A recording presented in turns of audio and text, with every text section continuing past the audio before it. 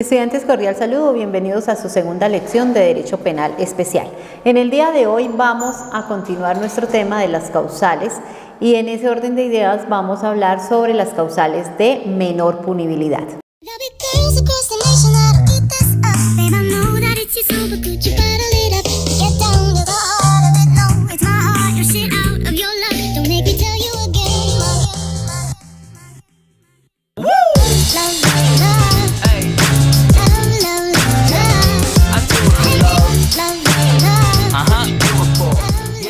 Las causales de menor punibilidad son aquellas que se utilizan para disminuir la pena al momento de proferir la correspondiente sentencia en un proceso penal. Estas se encuentran contempladas en el artículo 55 del Código Penal. Dentro de ellas tenemos la primera, que es cuando el sujeto activo no tiene antecedentes penales. ¿Qué son los antecedentes penales? Son aquellos datos y registros de las sentencias que se encuentran en firmes y son de culpabilidad y que posee una persona mayor de 18 años por haber cometido una conducta punible.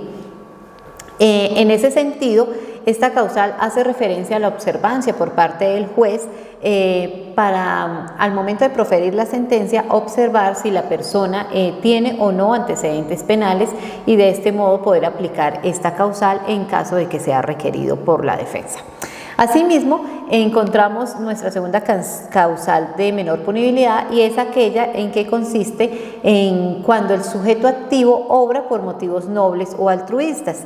Y entendemos por el término altruismo, se refiere a aquella conducta humana que es definida como por preocupación o atención o cuidado desinteresado para los demás sin recibir ningún beneficio alguno. Ejemplo, donar a espaldas de los socios un porcentaje de ganancias para funciones sociales, para fundaciones sociales. Entonces, en este caso, se está cometiendo un delito porque se está donando cierta parte de las acciones, de cierta parte de los rendimientos del porcentaje recibido a una obra o labor social, pero a escondidas de los demás socios, ¿no? Entonces, esto significa obrar por motivos nobles o altruistas.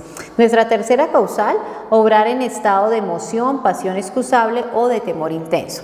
Entendemos por emoción aquel sentimiento que es muy intenso, bien sea de alegría o tristeza, producido por un hecho, una idea, un recuerdo, y que consiste en la alteración del ánimo producido por un sentimiento de esta índole. Es un estado anímico que perturba la psiquis de la persona, del sujeto activo, de forma temporal al momento de ejecutar el delito. Y el término pasión es aquella inclinación impetuosa que tiene el sujeto, la persona, hacia lo que desea. Es una emoción fuerte y continua que en su momento domina la razón y orienta la conducta que se va a ejecutar. El temor intenso, por su parte, se trata de un estado emotivo, pero no pasional, ¿cierto? Pues este estado, ante todo, se encuadra dentro de un proceso de prolongación en el tiempo. Ejemplo, el esposo que sorprende a su esposa en los brazos de su amante, entonces sí sufre un traumatismo psíquico, ¿cierto? Ese sería el ejemplo ante esta causal. La quinta causal se refiere a la influencia de apremiantes circunstancias personales o familiares en la ejecución de la conducta punible. Entonces, cuando hablamos de influencia, hace relación al poder que tiene una persona para determinar o alterar la forma de pensar o de actuar de alguien. Apremiante, que es algo urgente; circunstancias, que es una condición o característica no esencial de tiempo, modo y lugar, que rodea a una persona y que influye en ella o hechos relacionados que tienen que ver con ellos. Es un estado de condición de una persona o de una cosa en un momento determinado. Nuestra sexta causal es procurar voluntariamente, después de cometida la conducta, anular o disminuir sus consecuencias. Pues esta causal es muy entendible. Le vamos a dar un ejemplo. A quiere envenenar a B y una vez B toma el veneno, entonces A se arrepiente y lo lleva a un centro médico de urgencias con el fin de salvar su vida. Entonces acá vemos cómo el sujeto activo intenta disminuir o anular la conducta punible que ha ejercido. Nuestra séptima causal consiste en que el sujeto activo procure reparar voluntariamente el daño ocasionado, indemnizando a las personas afectadas con el hecho punible. Pues no requiere mayor explicación, ¿no? Entonces vamos a dar el ejemplo. A conduce su vehículo y atropella a B. Este último, B, queda con una limitación funcional, entonces A responde indemnizando a la víctima pues por la lesión sufrida.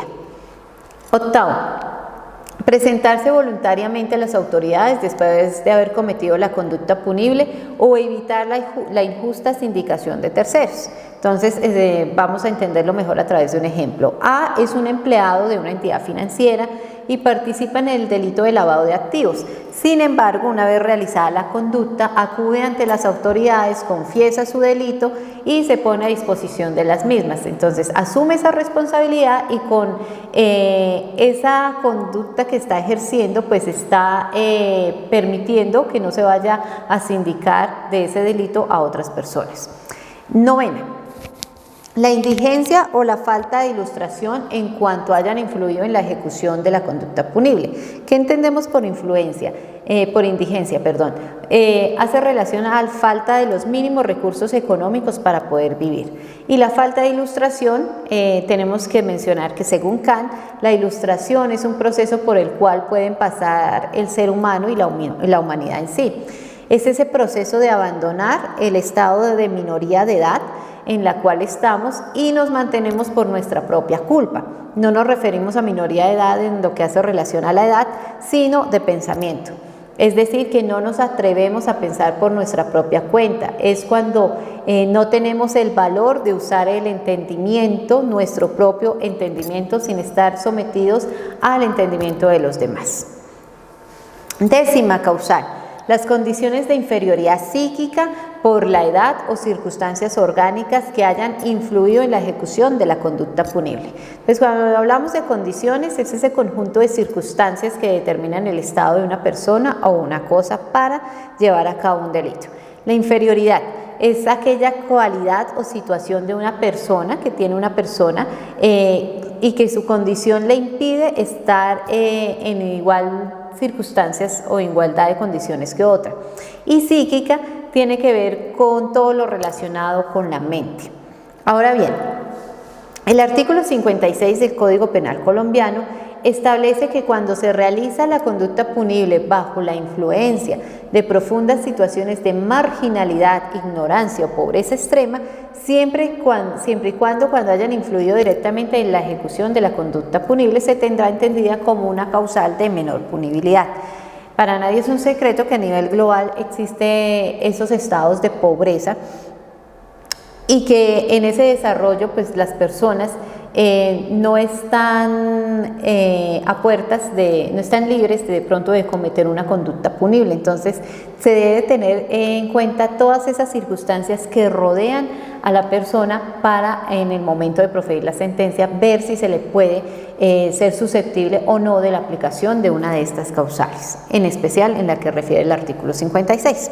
Ahora bien, en lo que hace relación al artículo 57 del Código Penal colombiano, nos dice que el que realice la conducta punible en estado de ira o de intenso dolor causada por un comportamiento ajeno grave e injustificado. Entonces, acá encontramos la causal de menor punibilidad, la ira e el intenso dolor, que en la mayoría de los casos siempre la hemos escuchado por ahí. Estos son percibidos como sentimientos de enfado muy grande y muy violento. Es una emoción negativa. El dolor es una de las mayores fuerzas que moldean el comportamiento del ser humano. Entonces, ese estado de ira e intenso dolor son percibidos en la ley penal como causal de menor punibilidad al momento de proferir la correspondiente sentencia para el sujeto activo. Para que se pueda invocar esta causal de ira e intenso dolor, se debe establecer que ese estado emocional debe ser consecuencia de un comportamiento ajeno, es decir, de una tercera persona, y que ese comportamiento de esa persona sea grave e injusto. En estos casos, la gravedad debe tener una magnitud, debe ser de tal magnitud para desestabilizar al sujeto activo, que es el que viene a cometer el delito. Y la injusticia, entonces, debe ser por una situación de una persona que no tiene el deber o no tiene la obligación de soportar ese estado. Ejemplo, para entender mejor este artículo, sería el caso de alguien que actúa contra otra persona que mató e hirió gravemente a un familiar por robarle el celular, ¿cierto? Entonces yo veo cómo esa tercera persona atenta contra la vida o lesiona a mi familiar y yo reacciono en un estado de ira e intenso dolor. O también puede ser el ejemplo de una madre que encuentra a un hombre agrediendo sexualmente a su hijo, por lo cual ella reacciona lesionándolo o incluso matándolo, porque está en un estado emocional tan intenso, tan injustificado, porque es provocado por una tercera persona y ella no está, o esa persona no está en la capacidad de soportar ese daño grave e injusto que está cometiendo esa tercera persona. Con esto damos por terminado nuestra segunda lección, deseándoles como siempre un feliz día.